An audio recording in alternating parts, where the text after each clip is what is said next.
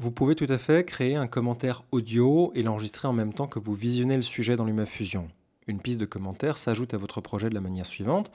Commencez par placer votre tête de lecture à l'endroit où vous voulez commencer à parler.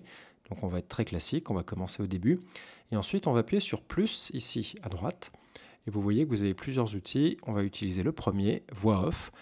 LumaFusion change son interface pour montrer un vumètre et des outils d'enregistrement. Vous avez ici un bouton REC et ici les trois petits points, un bouton qui va vous permettre de changer les réglages de votre enregistrement. Donc, si on appuie dessus, on voit qu'on peut altérer la fréquence d'échantillonnage, c'est souvent pas nécessaire, on reste à 48 kHz et on peut préciser si on souhaite que le commentaire doit être mono ou stéréo. Là encore, mono est largement suffisant, il vous faudrait de toute façon un accessoire, une interface audio numérique pour pouvoir profiter d'un enregistrement stéréo. Mais cela vous montre les possibilités de l'humain. On pourrait très bien faire du commentaire multipiste, même si je ne vois pas vraiment d'application très concrète à cette fonctionnalité. Donc on peut refermer ceci et il suffit maintenant d'appuyer sur le bouton REC pour commencer à poser son commentaire. Un décompte se produit. Le sujet commence et regardez comme ils ont l'air contents. Eh oui, c'est parce qu'ils ont un nouveau téléphone, c'est ça la vie. Beaucoup de gens qui sont passés, il y a des gens de...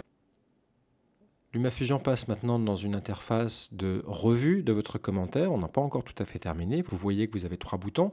La flèche circulaire d'abord qui vous permet de reprendre exactement là où vous vous êtes arrêté. Si vous vous êtes trompé dans votre commentaire, en appuyant sur cette flèche, on remet la tête de lecture à l'endroit où elle se trouvait au début de l'activation de la fonction de commentaire. Et on peut recommencer.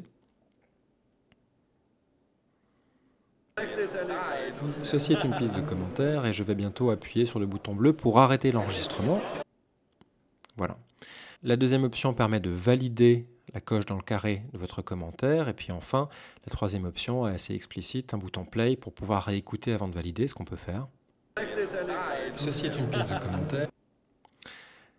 Une fois que je suis content de mon commentaire, je vais pouvoir le valider ou si j'en suis pas satisfait et que je me rends compte que je voulais commencer plus tard, on peut appuyer sur la croix contenue dans un carré pour annuler et sortir de l'interface d'enregistrement de commentaires. On va pour l'instant valider. Une fois que votre commentaire est posé, vous voyez que vous avez ici une nouvelle piste audio qui s'est créée, un clip qui s'est créé sur la piste audio numéro 2. Ce clip se comporte comme n'importe quel autre clip, vous pouvez le déplacer. Si vous vous rendez compte en zoomant un peu ici, on voit que je n'ai commencé à parler qu'à partir de ce point, donc il n'est pas nécessaire de garder le silence avant. On peut redimensionner le clip de cette manière-là pour faire commencer précisément le commentaire à l'endroit où je commence à parler et le ramener vers l'avant pour que le commentaire commence à la première image.